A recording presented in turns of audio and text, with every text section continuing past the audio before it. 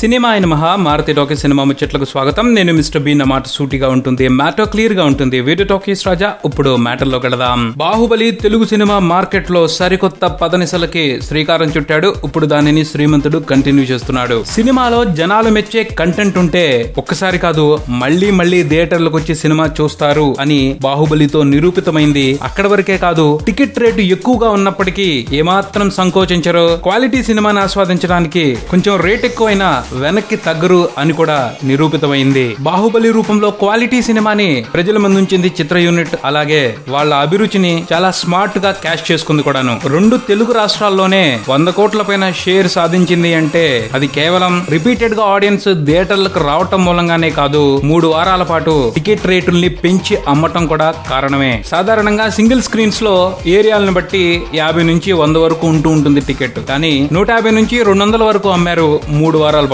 3వ వారం తర్వాతే చాలా థియేటర్ లో నార్మల్ రేట్లు కనిపించాయి బాహుబలికి సంబంధించి. అయినా జనాలు దాన్ని భారంగా భావించలేదు, ఇష్టంగానే ఖర్చు పెట్టారు.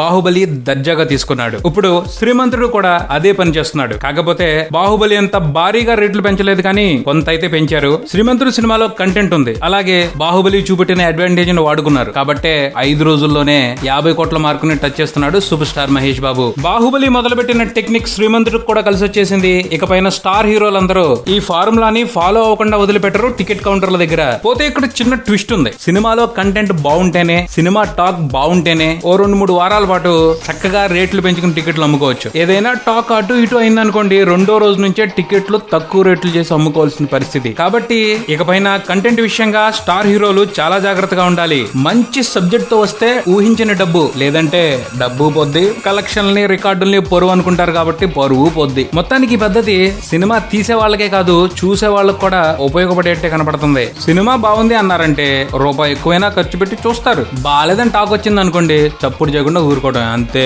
మొత్తానికి కొత్త పద్ధతి అయితే కాస్త ప్రభావవంతంగానే కనిపిస్తా ఉంది. దీన్ని దృష్టిలో పెట్టుకుని మన స్టార్ హీరోలు కొత్త తరహా కంటెంట్ బేస్డ్ సినిమాలతో ప్రేక్షకులను అలరించడానికి ప్రయత్నిస్తారేమో చూడాలి. మరి ఇది బులెటిన్. మరో బులెటిన్ తో మళ్ళీ కలుద్దాం. Subscribe and keep watching Maruti talkies. For me mister B and talkies Raja. Thank you.